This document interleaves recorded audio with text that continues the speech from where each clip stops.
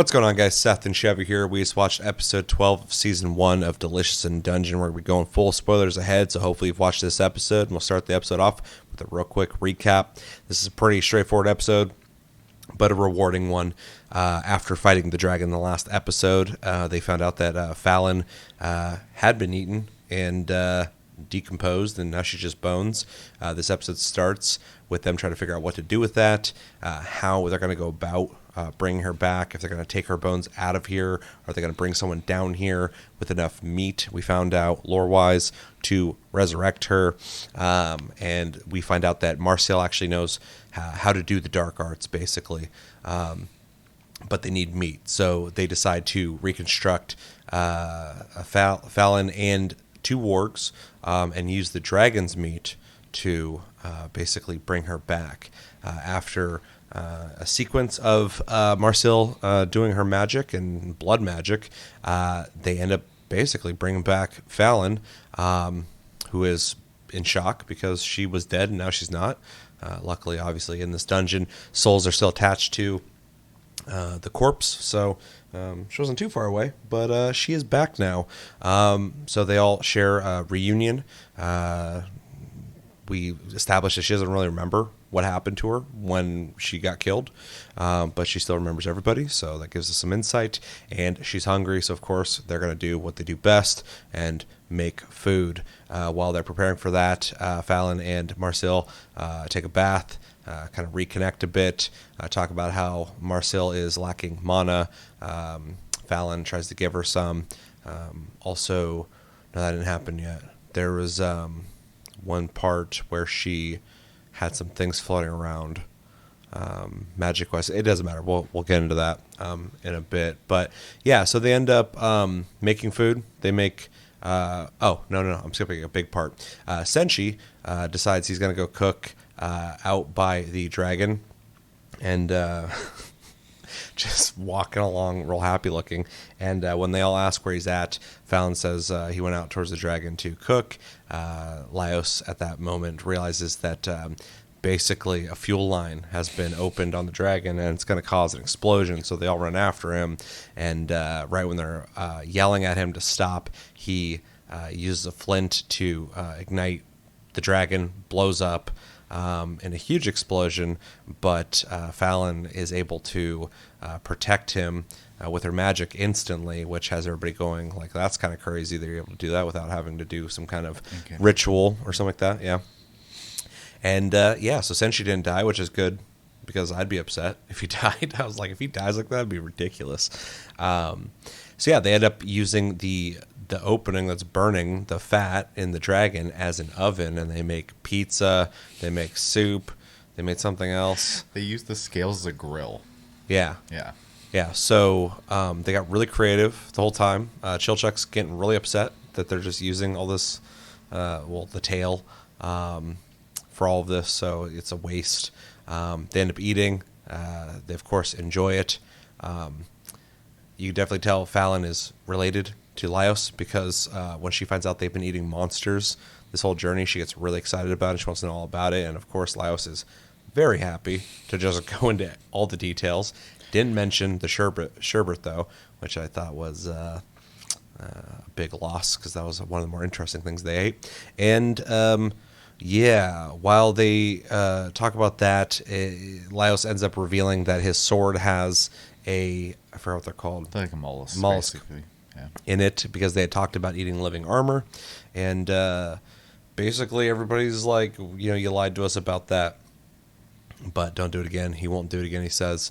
But now they know that they have a little buddy with them.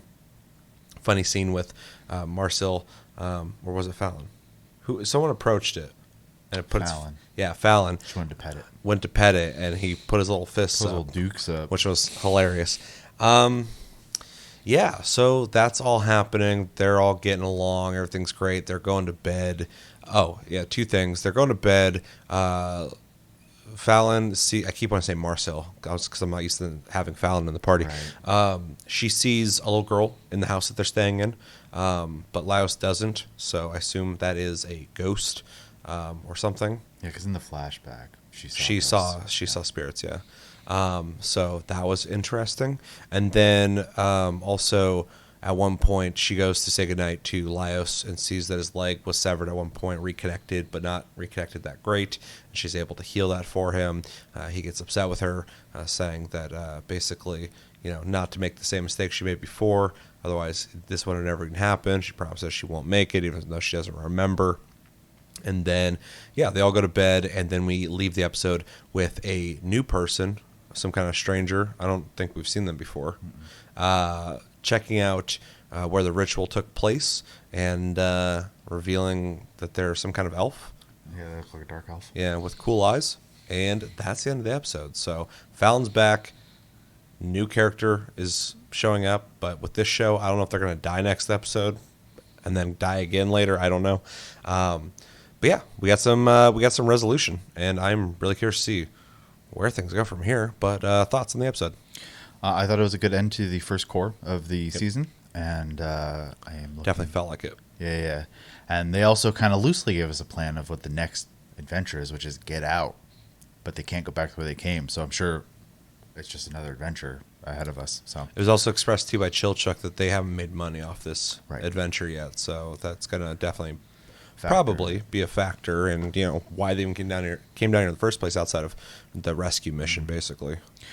Yeah, so it was neat to they basically went back into explaining the souls connected to the bodies thing. They went to move the bones, and Marcel was like, don't touch it, like the connection's going to be weak, and if we move it we might sever it essentially. So then she does their blood magic, which was a pretty cool scene, animated. They were very detailed on muscles forming on the skeleton. It was a little gross. And the blood, and the last episode and this episode, the blood animation and the pooling and the fucking it was wild looking. Yeah, it was also interesting to see that when she went to cast spell, the bottom of her staff, because it looks like a bunch of like roots or branches and stuff, kind of branched out like a tree trunk, tree roots essentially, and then like as she's casting, her pupils like disappear, so she looked like super creepy. Doing the dark arts that everybody was Scared of. kind of weirded out by, but she said she's not ashamed of it because she wants to use it for useful purposes, which I hope that's the case. Yeah, I mean, it's kind of the idea of like, everything can be used for good and bad. So, Yeah.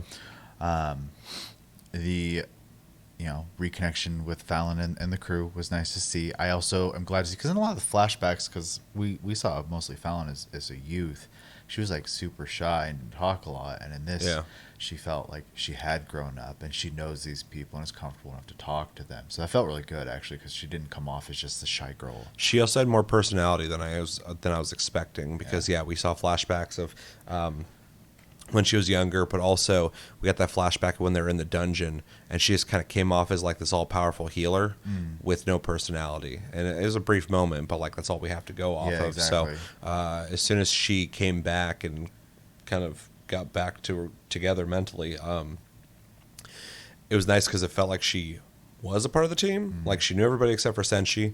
Gets along with everyone, basically. She also kind of reminds me of Laios, which I think is cool too, because he has some very almost adolescent interests in things. Like he knows a lot, surprisingly, like the wargs. Yeah. But he also is really excitable about things, and she also kind of has that. So that's kind of cool to see. Oh, yeah, actually, speaking of that, when they were doing the separation of the bones, and he has suggested like building the wargs also. And Chilchuk was like, "What?" And since you're like, "That seems pointless," he's like, "If I don't confuse the bones, it's not pointless." Like, yeah, we're watching that. I was like, yeah, it's a bit roundabout to do, but at the same time, it's deduction. Like, if those are accounted for, now you can't get them mixed up. Yeah. So it's kind of in a weird way, in a backwards way, like smart. it was also like one of those weird moments where all of a sudden, like, Laios is like a genius for some reason. Like, he knew everything about bones and like Wargs. And human structure and stuff like that. It was like really funny. He's like, "Oh yeah, human spines are shaped like this, and dog spines are like." But it kind of came off like he was basing that off of what he knew about the warg, because he knew the warg spine is like that, and then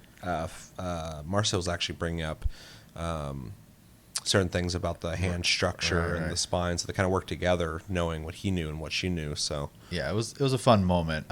Though it always blows me away because that guy's like dumb as a. Anyways, him being smart for a moment always throws me off. The whole episode, everybody is super useful except for Chilchuck, just sitting around drinking wine. Oh, dude, he was going through it. That last episode, he's like, wine! He just like yelled and ran at it. And Well, now in even- this episode, he wouldn't let go of the bottle. Even when he's trying to figure out what they're going to do and he's worried about the money, he does, at some point he's just like, screw it, and starts drinking the wine. I'm A like, little alcoholic. all right. Yeah, the scene with them connecting and kind of like showing the, you know, where she's out of mana and she's like offering to give her mana.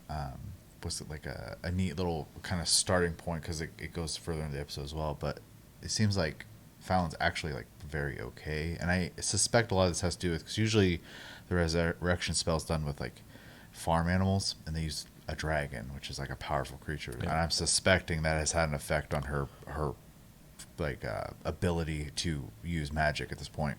Yeah, as soon as they even said anything about replacing the meat with the dragon meat, I was like, that's probably going to affect her in some way, right? And then now she's like, has all this mana, she's casting stuff without doing anything. Incantations Yeah. and stuff. Yeah, so it's been kind of interesting because obviously like Fallon's like not Fallon, Marcel's looking at it from the perspective of like you're injured, rest up.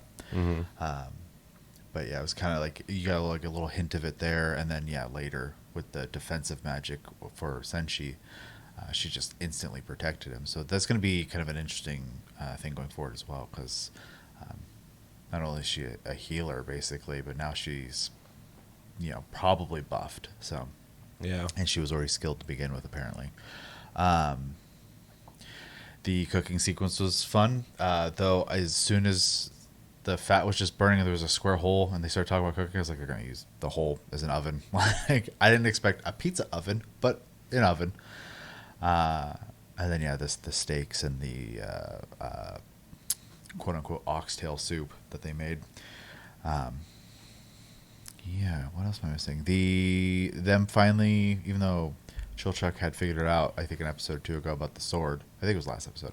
I think so too. Yeah, saw it move. Like basically ratting him out and like making him like tell the truth to the group was probably a good thing. I thought it was Yeah. weird he was keeping it a secret anyway. Yeah, he got really weird about that thing. Yeah, it didn't even seem like a big deal other than the fact that it's technically a monster, I guess. He's kind of keeping it as a pet almost. I also like that retroactively. They're like, he seemed oddly perceptive sometimes. Yeah. Let's Like see. he's just a savant. Yeah, and then the big highlight for me was getting to know Fallon, and Yeah. I also like that, though she is soft spoken and kind of like a shy person, she's also excitable like Lila says. They're definitely related. It I feels needed like it. that. I was worried she was going to be like just the quiet, like, oh no, things are happening. This is, Yeah. I don't know. She's not like that, so I'm glad. One, it's just nice because they are different but also the same. Yeah. So they do feel related, which is nice. It's also going to be interesting moving forward with two magic users in the party that are doing, like, Marcel can do, like, healing magic, but she just sucks at it. It just definitely seems like, Fallon is obviously much better at it, especially now. But now that we know that Marcel knows some magic that's not, Some voodoo. that's frowned upon, that's Yeah. going to be interesting. Yeah, and then obviously at the end of the Dark Elf, seeing the runes and recognizing them, I'm sure. And then being a cliffhanger, I'm curious to see where that goes. Obviously from a standpoint of like just fantasy, Dark Elves are inherently evil typically, but this world is not necessarily Tolkien or Lord of the or not Lord of the D&D and stuff. So we'll see.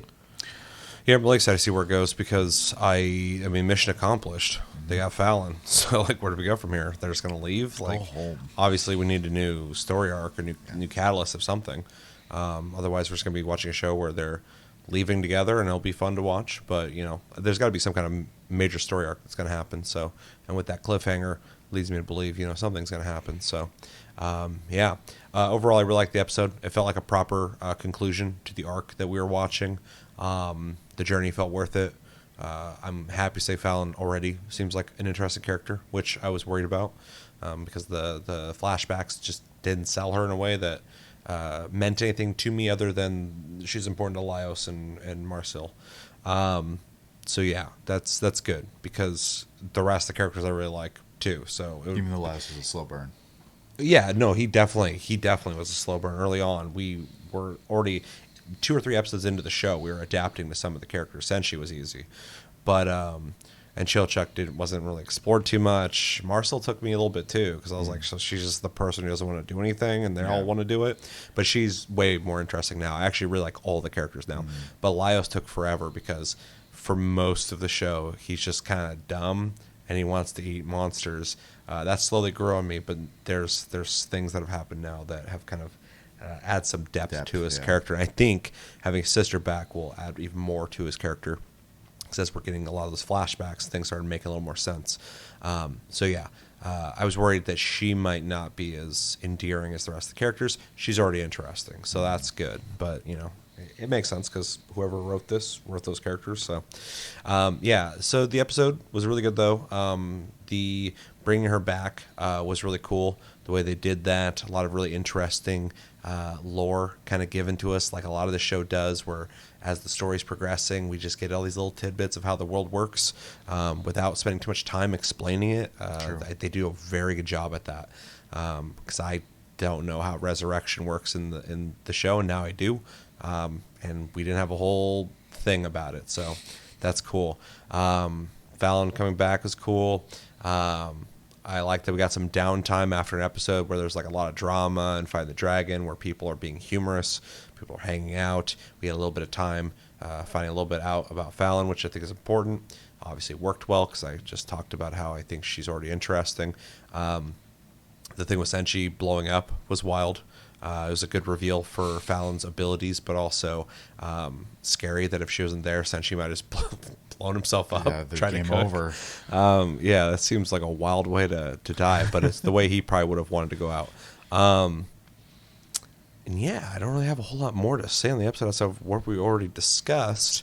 The ghost was an interesting reminder that Fallon does that, because I had forgotten until I saw the little girl. I'm like, she's probably dead, or a ghost or whatever, because I instantly remembered that she went to that graveyard, saw the ghost. So that's going to be interesting as well, an interesting layer to her. And then yeah, curious about the new character. They don't look friendly, but the show's not overly serious either, so I don't expect anything too crazy, but we'll see. But yeah, overall, really good episode, really good conclusion, really good rewarding finale to the 12-episode arc that we got of them trying to locate and bring back Fallon. She's brought back.